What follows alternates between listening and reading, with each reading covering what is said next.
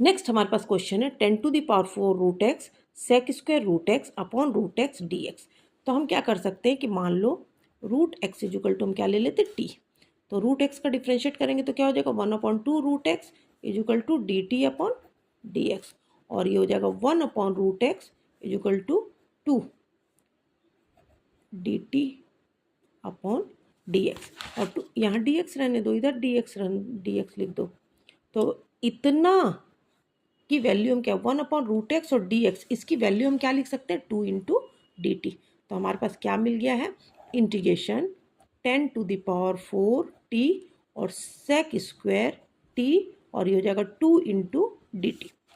तो अब मैं क्या निकाल लेती हूँ 2 बाहर में कॉमन जाएगा। अब मैं यहाँ क्या कर लेती हूँ फिर सपोज करती हूँ 10t इजिकल टू यू ले लेती हूँ।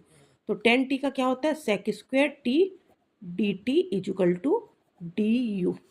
अब देखो ये सेक स्क्वायर टी और डी टी इस पूरे की जगह में क्या लिख सकती है डी यू, तो इतना इजिकल टू 2 बाहर आ गया है, और ये हो जाएगा 10⁴ की जगह u⁴ और ये हो जाएगा डी यू। u⁴ किसी भी चीज़ का इंटीग्रेशन करते हैं तो एक अधिक हो जाएगा, u का पावर 4 है तो u⁵/5 प्लस c, और ये हो जाएगा 2 u क्या माने थे 10, तो 10⁴ t 2/5 को सामने लिख लेते हैं प्लस c। तो इस प्रकार से इस क्वेश्चन को हम सॉल्व कर सकते हैं। नेक्स्ट क्वेश्चन हमारे पास दिया है कि सत्यापित कीजिए कि दिया हुआ फलन y equal to X square plus 2x plus C संगत अवकल समीकरण y dash minus 2x minus 2 का एक हल है। तो हम यहाँ लिख लेते हैं हमारे पास क्या दिया है y equal to X square plus 2x plus C. सबसे पहले हम इसको एक बार x के सापेक्ष अवकलन करेंगे। x के सापेक्ष अवकलन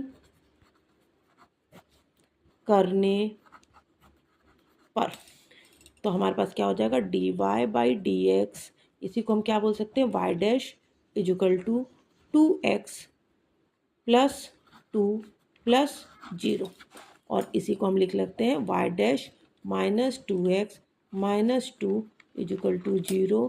ये क्या मिल गया हमको एक हल प्राप्त है, यही चीज़ हमको सिद्ध करना था। नेक्स्ट क्वेश्चन हमारे पास दिया हुआ है कि एक रेखा एक्स वाई जेड अक्ष के सापेक्ष 90 डिग्री 135 डिग्री और 45 डिग्री का कोण बनाती है, तो उसके दिक को कोसाइन ज्ञात करना है। तो हम लिख लेते हैं कि मान लो दिक कोसाइन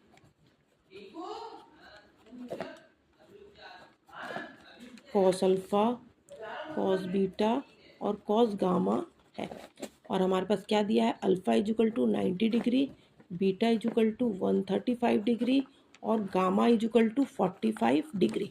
हम एक एक वैल्यू निकाल लेते हैं। हम निकाल लेते हैं कॉस अल्फा, तो कॉस 90 की वैल्यू कितनी होती है 0। दूसरा हम लिख लेते हैं कॉस बीटा, तो कॉस 135 डिग्री, और इसको क्या लिख सकते हैं कॉस 90 प्लस 45, कॉस 90 प्लस 45, और कॉस 90 प्लस 45 क्या हो जाएगा minus cos 90 plus theta minus sine 45, और माइनस साइन 45 की वैल्यू -1/√2। और थर्ड हमारे पास हो जाएगा कॉस गामा, मतलब कॉस 45 डिग्री मतलब 1/√2। तो इसके दिक को साइन हमको क्या क्या मिल गया 0 -1/√2 और 1/√2। तो इस प्रकार से हम दिक को साइन ज्ञात कर सकते हैं। यदि हमारे पास अल्फ़ा बीटा और गामा की वैल्यू दी हुई है तो हम कॉस अल्फ़ा कॉस बीटा और कॉस गामा हम निकाल लेंगे और उससे ज्ञात कर सकते हैं। लास्ट क्वेश्चन हमारे पास है P of A equal to 1/4, P of B equal to 1/2 और P of A intersection B बराबर 1/8। तो P ऑफ A नहीं और P ऑफ B नहीं का मान ज्ञात करना है। तो सबसे पहले हमारे पास जो जो दिया है हम उसको लिखेंगे। हमारे पास दिया है P of A equal to 1/4। अगर हमको P ऑफ A नहीं निकालना है मतलब P ऑफ A डैश लेना पड़ेगा, मतलब 1 - 1/4, तो 4 - 1 3/4। इसी प्रकार हमारे पास P ऑफ B दिया हुआ है 1/2, तो अगर हमको पी ऑफ बी नहीं निकालना है, मतलब B dash is equal to 1 minus 1/2 is equal to क्या हो जाएगा 1/2। हम जानते हैं कि यदि P of A into P of B is equal to हमारे पास P of A intersection B होगा। कब होगा? जब ए तथा बी स्वतंत्र घटना होंगे, स्वतंत्र घटना है। तो हमारे पास क्या हो जाएगा? पी ऑफ ए का वैल्यू कितना है? 1/4 था, और पी ऑफ बी की वैल्यू 1/2, तो P of 1 A into B 1/8। तो देखो P of A intersection B बराबर 1/8 दिया हुआ है, मतलब ये इक्वल आ रहा है।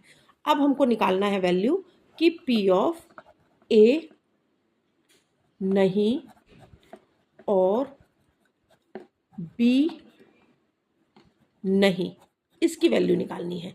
पी ऑफ ए नहीं और पी ऑफ बी नहीं, मतलब पी ऑफ ए नहीं मतलब A dash intersection B dash, इसकी वैल्यू निकालनी है। तो इसकी वैल्यू क्या हो जाएगा? P of A dash into P of B dash, क्योंकि दोनों स्वतंत्र घटनाएं हैं। पी ऑफ ए डैश की वैल्यू कितनी आई है? 3/4 इंटू 1/2, तो ये क्या हो जाएगा? 3/8। तो इस प्रकार से हम निकाल सकते हैं। ये क्वेश्चन बहुत अच्छा सा था। पी ऑफ ए और पी ऑफ बी दिया है, यदि नहीं निकालना है तो दोनों का डैश निकाल लेंगे, और दोनों जो ए और बी जो होती है यदि स्वतंत्र घटनाएं हैं तो P of A intersection B is equal to P of A into B. देखो दोनों का गुना कर रहे हैं तो ए इंटरसेक्शन बी के बराबर आ रहा है, 1/4 और 1/2, 1/8 इज इक्वल टू 1/8 दिया हुआ है। तो इस प्रकार से हमको क्या निकालना था? पी ऑफ ए नहीं और पी ऑफ बी नहीं। तो P of A dash intersection B dash, तो P of A dash into P of B dash, और इस प्रकार से हमने वैल्यू निकाल लिया 3/4 इंटू 1/2 इज इक्वल टू 3/8। तो ये